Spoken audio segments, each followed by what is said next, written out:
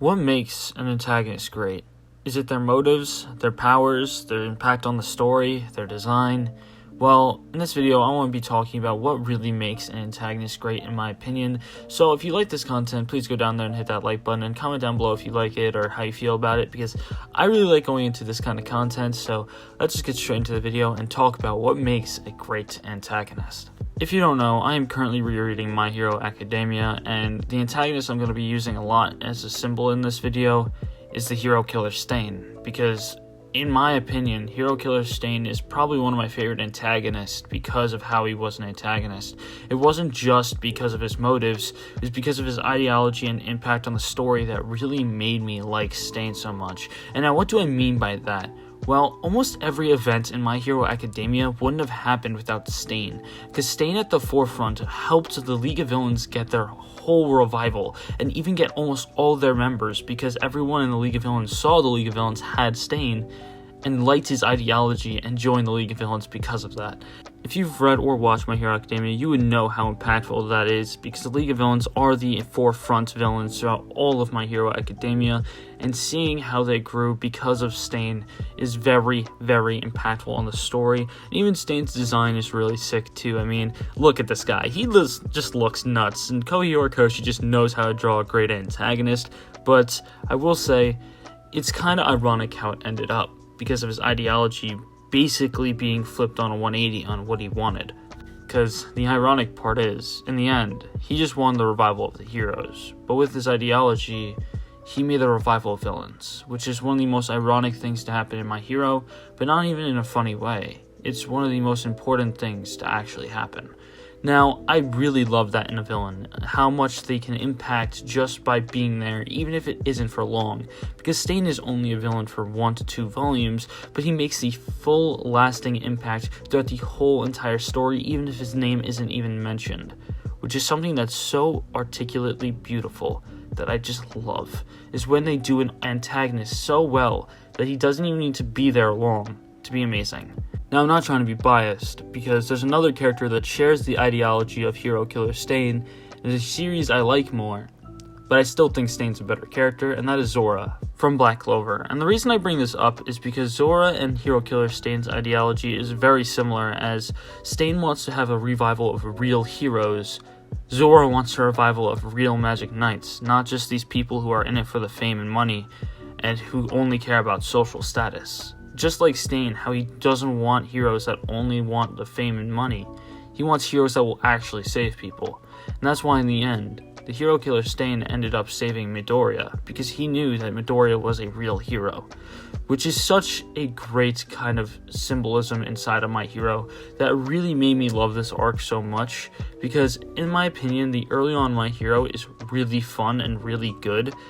And once you have the Stain arc, it really flips a switch to a very serious tone for this one arc, as it shows a lot of danger and a lot of consequences for actions. And I think that's very impactful throughout the whole story, because we see the growth of Ida, Midoriya, and Todoroki so much in the next arcs coming after this arc, and I think it's so important to think that Stain was on the forefront of it all. And I think that that's super, super great to see, is how an antagonist, even though he is not trying to be an antagonist sort, he's just trying to save this world of bad heroes, still impacts the story and impacts the characters so much to develop them in a way that makes them so much stronger and to become more like real heroes. I think this shows way more in Ida than anyone else, due to Ida's change in character midway through their fight, as he was only doing it for vengeance, but in the end he ended up doing it for saving people, and he really took on the mantle of Ingenium, which is really impactful for this kind of story.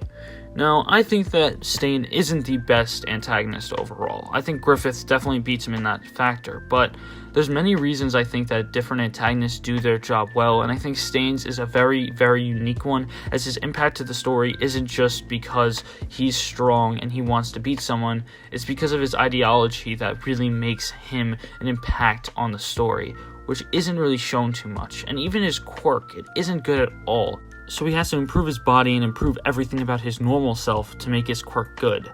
And seeing how he kind of is a parallel to Midoriya in that factor is really, really great, because if Midoriya never got one for all, he would have been in the same exact place, but without a quirk. At least Stain had a quirk, but it was still so bad that he had to work his body to the limit to become who he was.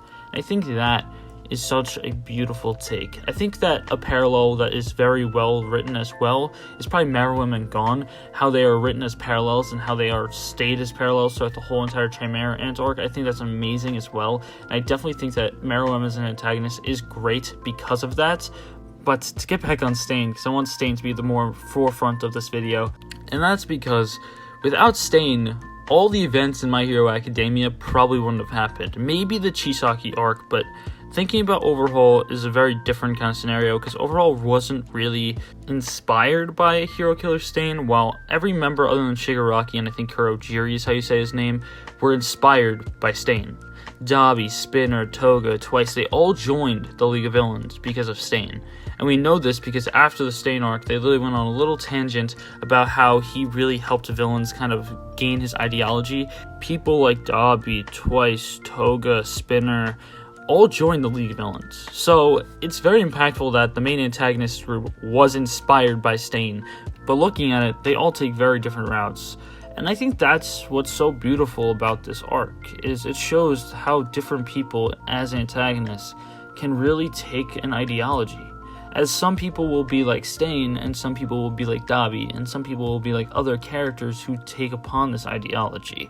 I think that is why I like Stain so much, and I think Stain is probably going to be one of my favorite characters in My Hero after rereading this, is because of his impact and how his ideology really changed all of My Hero Academia. Even for Deku, he really saw a lot of stuff through his ideology. So I gotta say, the impact that Stain had really, really improved my enjoyment of the series, and I even put it up a whole point on Mal because of rereading it and rereading Stain and being like, wow, this definitely doesn't deserve this rating. It deserves better. So yeah, I love Stain. I think he's an amazing antagonist. I don't think many antagonists can really compare to Stain. By that I mean Battle Shonen antagonist, because I think some seinen antagonists can easily top Stain, like Askeladd, like Griffith, and many others from seinens, because they can take it a step beyond and go very dark with their characters. Even though Stain is definitely a very dark character, I definitely think that seinen characters and seinen villains definitely can take the cake for better antagonist overall. But that's not to say that Battle Shonen antagonists can't be great, because I definitely think that there are amazing antagonists like the Dark Triad from Black Clover, Licht from Black Clover, Stain from My Hero, and many others that I'm probably forgetting to name right now, because I think that there's so many great antagonists in Battle Shonen. But Stain right now has probably just took to the top, not like my number one, but easily probably top 10 or top 5 Battle Shonen antagonist because of what he's done and his impact on overall My Hero. And unlike Stain's face himself, his ideology and his impact on the story are just super beautiful, and I think they're very well written. And I know I bash My Hero a lot, but I think that Stain is so good. Now, I know I'm just saying the same things. He's so good. I already explained why I like him, but I'm just going to go into a different antagonist onto this for a little bit, not too long. But another one who really does this really well is going to be Licht from Black Clover. Now, the reason I bring up Licht is because it's kind of the same as Stain, as he really has a very strong ideology, and he has a very strong motive that really carries throughout the story. And I think it's less of an ideology and more of his motive that really carries him as a character. And I think that I want to talk about that just a little bit, because I talked about ideology and impact on a story, but motives can also be very impactful for an antagonist. Because without Licht's motives, he really wouldn't have been a great antagonist, as Licht as a character was already killed, and Licht's whole entire race was killed by humans. So when he gets revitalized and when he comes back, he really wants to do the same thing back to the humans, which I think is a very, very great as a motive, as it's not just some random one-off thing of he stole my cake or he did this. His whole race was completely destroyed, and he lost all of his friends, and even himself.